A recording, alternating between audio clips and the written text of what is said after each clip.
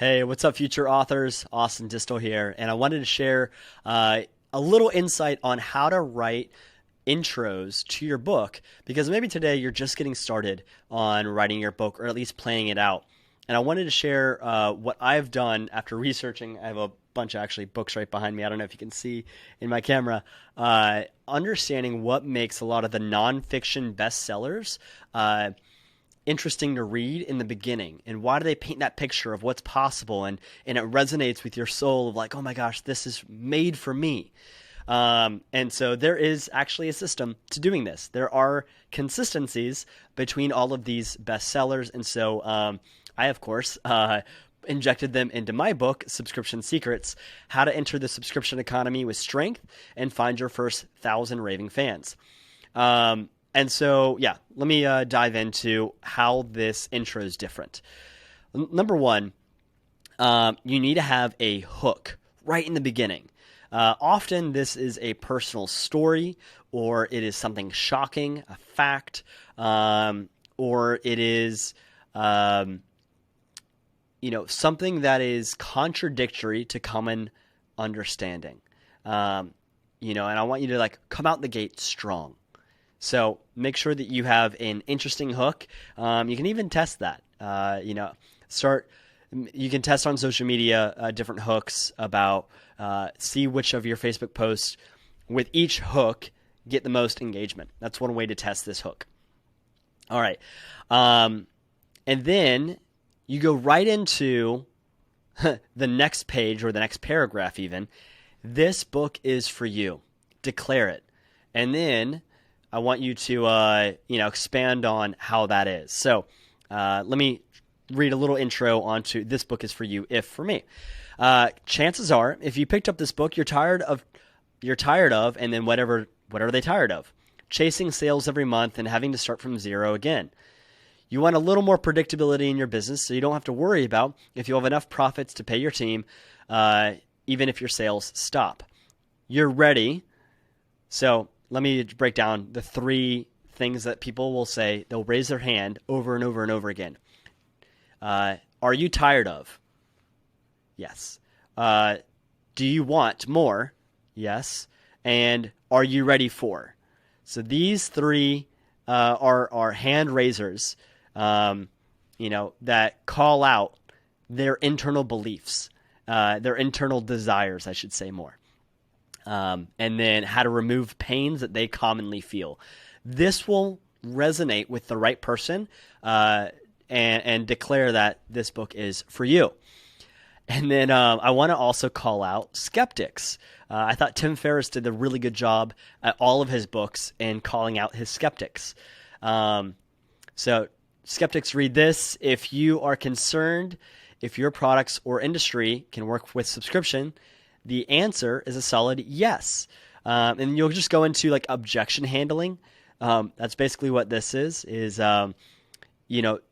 if you have all of these fears already coming up in the back of your head, skeptical of the opportunity, skeptical of the product, or skeptical of themselves, you need to overcome those.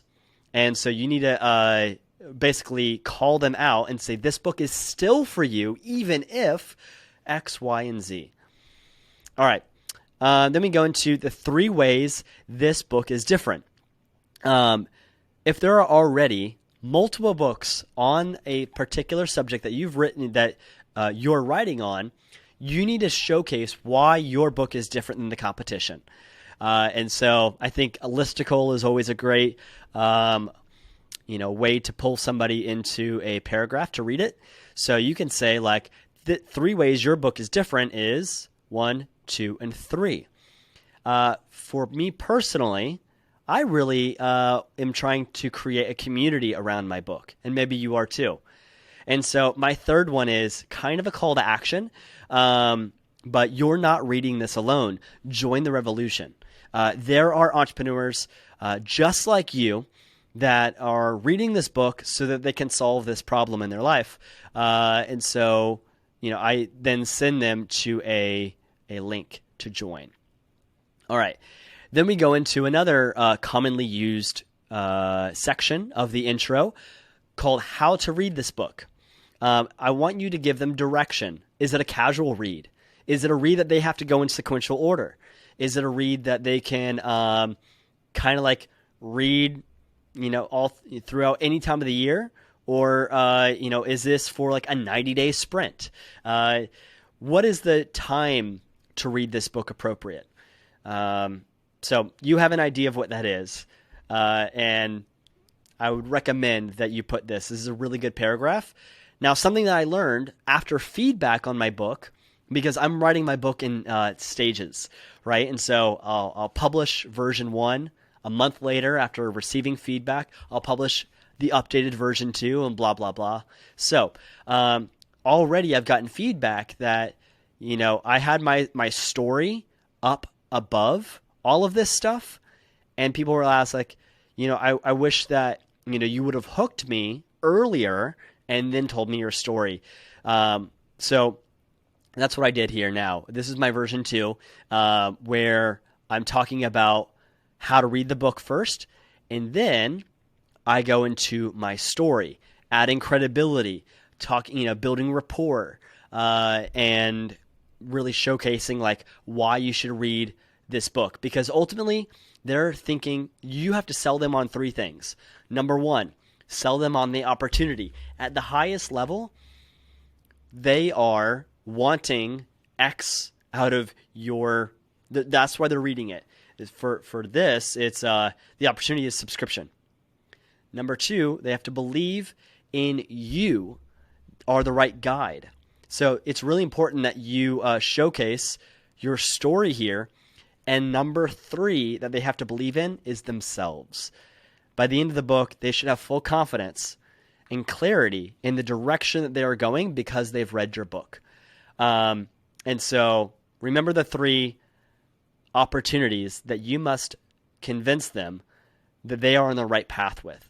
The 3 beliefs are the right opportunity is this book, the right person to learn from is you, and they are the right person. Right now is the right time.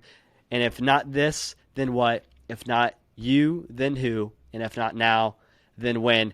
Guys, that is my lessons on the intro paragraphs here for your book. Let me know if this is helpful in the comments down below.